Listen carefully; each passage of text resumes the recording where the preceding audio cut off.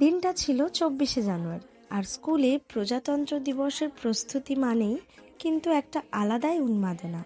তো এই বছর আমরা কি কি করেছি চলো ঝটপট দেখিয়ে দিই। প্রথমে চললো গ্লিটার আর থার্মোকল দিয়ে বড় বড় করে হ্যাপি রিপাবলিক ডেগুলো কাটা।